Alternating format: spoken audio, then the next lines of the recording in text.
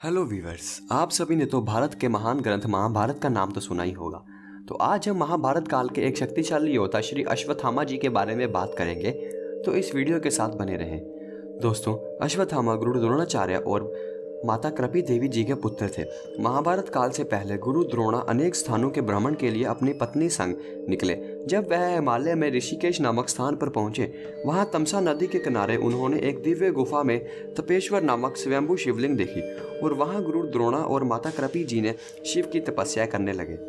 उनकी तपस्या से खुश होकर शिव जी ने उनको पुत्र प्राप्ति का वरदान दिया। फिर माता कृपी जी ने कोख से एक सुंदर तेजस्वी बालक ने जन्म लिया। जन्म होते ही उनके गले से घोड़े की तरह हिनहिनाने की आवाज आई, जिस कारण उस बालक का नाम अश्वत्थामा रखा गया।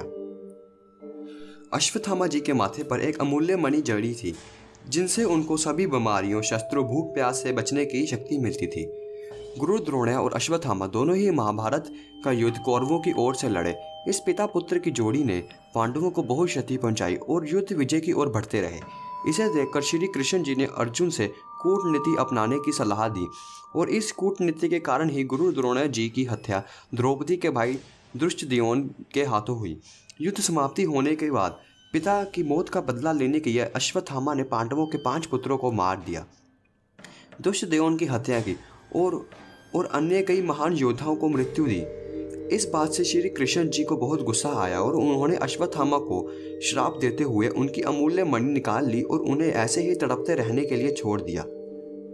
अश्वत्थामा जी तो अमर थे, इसलिए आज भी हमें कुछ ऐसे सबूत मिलते हैं जिससे यह पता चलता है कि अश्वत्थामा आज भी जिंदा है और अपना इलाज करवाने के लिए इधर उधर भटक रहे हैं। तो अश्वत्थामा जी आज भी जिंदा है, इस बात के सबूत हमें कई महान ग्रंथों में मिलते हैं, जिनमें से कुछ कहानी को जिक्र हम इस वीडियो में करेंगे। कहानी नंबर 1। कर्नाटका के एक गांव में नारायण संत जी रहते थे। वह संत जब अश्वत्थामा जी से मिले तो उन्होंने अश्वत्थामा जी को महाभारत के युद्ध के बारे में बताने के लिए कहा।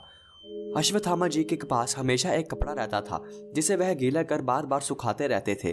तो अश्वत्थामा जी ने यह शर्त रखी, जब तक यह कपड़ा गीला रहेगा तो मैं उनको कहानी सुनाऊंगा, बाकी का कहानी मैं अगले दिन सुनाऊंगा। पहले दिन की कहानी के लिए उन्होंने कपड़े को गीला किया और कहानी सुनाने लगे।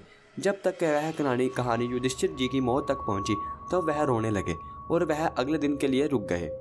तो अगले दिन नारायण संत ने डर कर अपनी सारी कहानी अपनी पत्नी को सुना दी और अश्वत्थामा जी को इस बात का पता चला और वह वहां से चले गए। नारायण संत जी के द्वारा लिखी गई महाभारत को आज भी पढ़ते हैं तो उसमें सिर्फ युधिष्ठिर की मौत तक का ही जिक्र है, उसके आगे जिक्र नहीं है। तो इस बात का यह सबूत मिलता है कि अश्वत्थामा जी आज भी जिंदा है।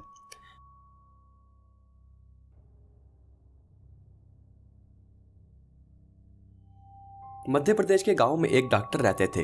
देर रात डॉक्टर को अपना दरवाजा खटखटाने की आवाज आई। जब उन्होंने दरवाजा खोला तो उस दरवाजे के बाहर एक 12 फुट लंबा आदमी खड़ा था और उन्होंने उस आदमी को अंदर आने के लिए कहा। जब वह रोशनी में उस आदमी की ओर देखा तो उस आदमी के माथे पर एक चोट लगी हुई थी और उस चोट से बहुत सारा खून बह रहा था। उस डॉक्टर ने उस आदमी को कुर्सी पर बैठने के लिए कहा और उन्हें मरहम पट्टी करने लगे। मरहम पट्टी करने के बाद भी उस व्यक्ति का खून बहना बंद नहीं हो रहा था। डॉक्टर ने उन्हें मजाक से कहा, अरे भाई, तुम्हारी ये कैसी चोट है, इसका खून बहना तो बंद ही नहीं हो रहा, अगर कहीं तुम अश्वत्थामा तो नहीं हो। यह डॉक्टर ने बात मजाक में की। थोड़ी देर बाद डॉक्टर दूसरी पट्टी लेने चले गए और उतनी देर में अश्वत्थामा, जो कि वह व्यक्ति के भेष में आए थे, वो गायब हो गए। तो डॉक्टर उन्हें ढूंढने लगे पर वह कहीं नहीं मिले। तो चौंकाने की बात यह थी कि डॉक्टर के घर के दरवाजे की कंडी अंदर से बंद थी, जिससे यह पता चलता है कि वह अश्वत्थामा ही थे। तो दोस्तों, आज की वीडियो में मैं आपको 2 ही सबूत दे पाऊंगा। अगर आप ऐसी वीडियो ज़्यादा चाहते हैं तो हमारे इस चैनल को सब्सक्राइब करें और हाँ, कमेंट बॉक्स में बताएं कि आपको किस टाइप से वीडियो चाहिए है। अगर आपको ये वीडियो पसंद आया हो तो लाइक करना ना भूलें और चैनल को सब्सक्राइब कर लें और बेल आइकन को प्रेस करें नोटिफिकेशन पाने के लिए। जय हिंद।